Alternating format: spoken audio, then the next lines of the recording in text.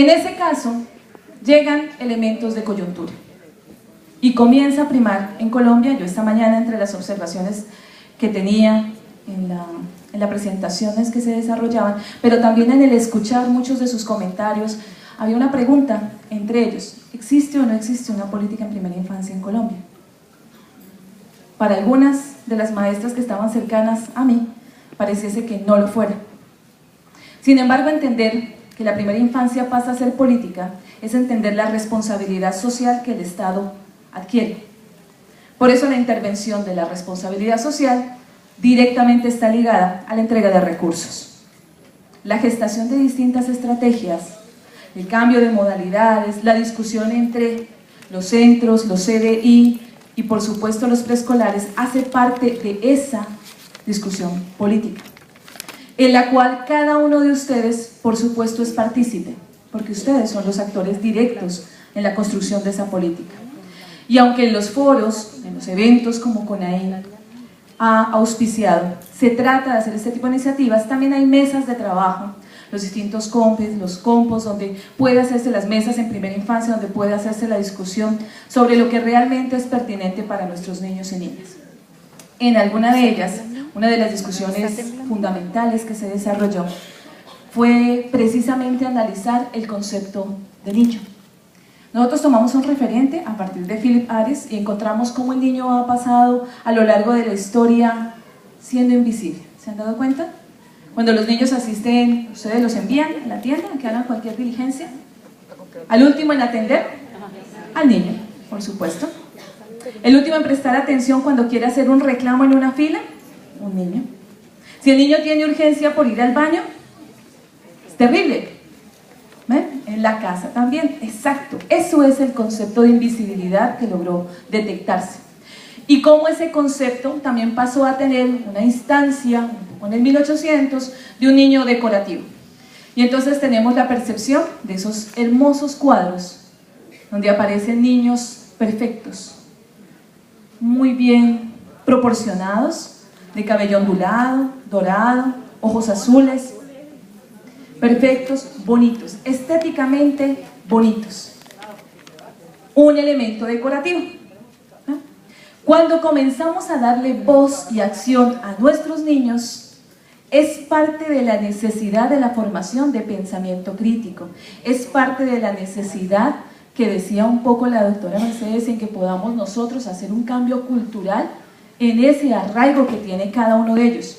Nuestros niños ya no son sujetos de ordenanza, ya no solamente hacen la acción que un ente de poder le delega, son niños que ya se cuestionan y que la fase del por qué comienza a ser mucho más fuerte.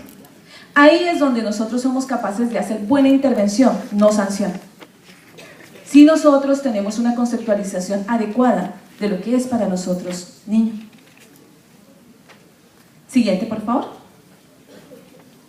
Aquí entonces hay tres actores primordiales en el desarrollo de toda esta iniciativa.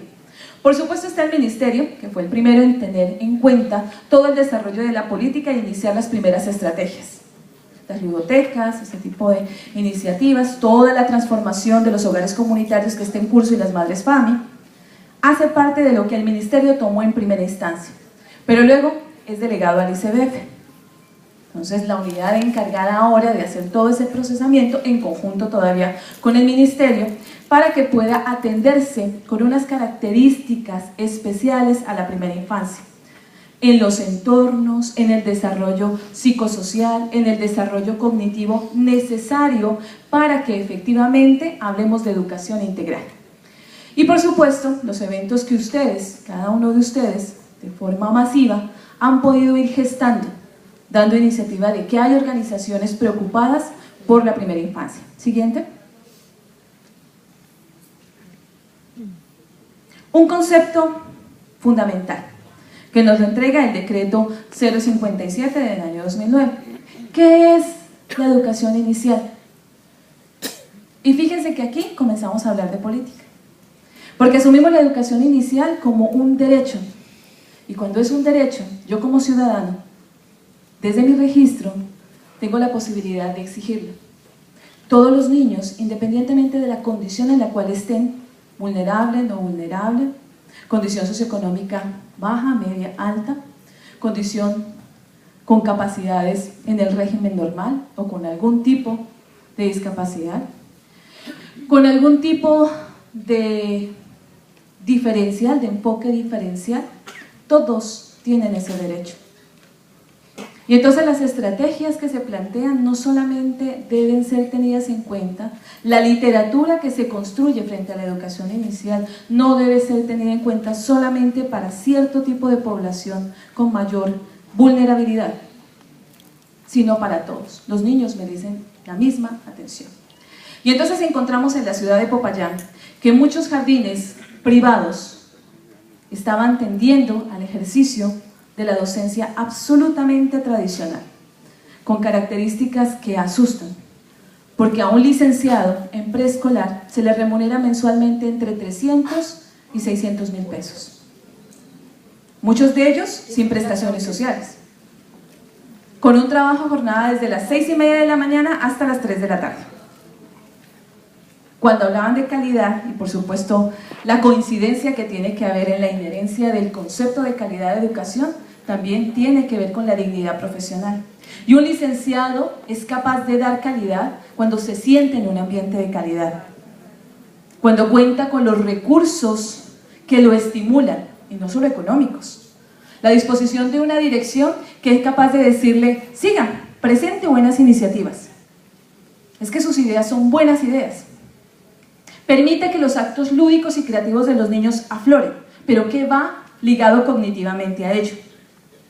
Y no por el contrario, déjelos que llenen el cuaderno, que a los papás les encanta ver cuaderno lleno. Usted dedíquese a hacer las famosas, porque los papás son felices en los planes. Y entonces, ¿a quién se le delega realmente el proceso formativo? A los papás. A una licenciada que se ha formado, que ha estudiado, que ha atendido debidamente, o simplemente al acto consumista que los padres como reflejo esperan. Entonces encontramos el desnivel bastante significativo entre la educación privada, que no siempre es la mejor, y la educación que se atendía desde estrategias como de cero a siempre a población vulnerable. Y eso es un poco el reflejo de esta discusión. Si yo tengo claro, como directivo, como docente, como auxiliar, como padre, que lo somos absolutamente todos, que nuestros hijos pasan por esa etapa, lo que es realmente la educación inicial, nosotros, por supuesto, vamos a ser garantes de ese derecho, exigible en cualquier momento como parte de la ciudadanía. Pero nos vamos a preocupar específicamente por todo lo que es la integralidad, no por la delegación de la crianza, sino realmente porque la familia se debe comprometer en lo que es la atención de este sujeto. Siguiente. De ahí nació para nosotros, desde el Grupo Amautas, un proyecto de investigación. La academia siempre está ligada al acto investigativo, pero se enriquece de la práctica de cotidiano. Y construimos un proyecto que se llama Configuración de un nuevo horizonte de sentido sobre la cotidianidad de infancia, porque queríamos explorar en estos ámbitos padres, educadores, directivos, la comunidad en general, qué entienden realmente por infancia. Y cuando la entienden, ¿cómo la desarrollan? Siguiente. De ahí, de esa exploración, comienza a nacer la primera semilla de este modelo pedagógico.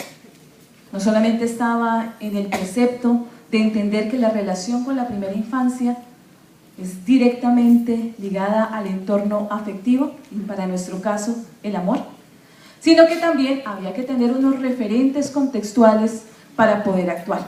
Entonces comenzamos a hacer todo el constructo.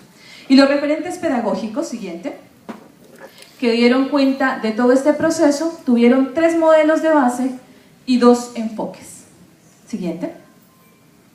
El primer modelo, necesariamente, no solamente por tendencia pedagógica contemporánea, sino por la riqueza cuando se aprovecha de manera oportuna y adecuada, el modelo constructivista. Y tomamos referentes muy generales. Primero, aprenda con el otro. Aprenda en ese fabuloso intercambio que solo el afecto, que solo el encuentro, se han dado cuenta lo desprevenidos que son los niños al momento de abrazar. ¿Cuántos de nosotros somos capaces de darle la mano o de abrazar a quien está al lado nuestro sin siquiera conocerlo? Y los niños son absolutamente tiernos, ellos van pasando la manita y disimuladamente, porque necesitan el contacto con el otro, lo van haciendo. Entonces, en esa necesidad de que yo aprendo socialmente porque soy ente social, porque estamos en una crisis de valores que cada vez, por toda la influencia del consumo, nos está volviendo seres más egoístas, seres centrados en nuestras propias metas y no en las metas de conjunto.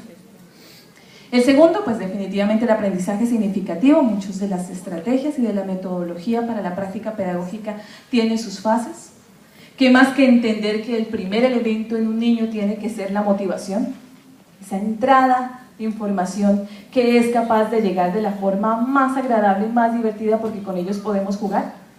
Tal vez un profesor universitario no tiene las facilidades didácticas que ustedes sí, y eso hay que aprovecharlo al máximo.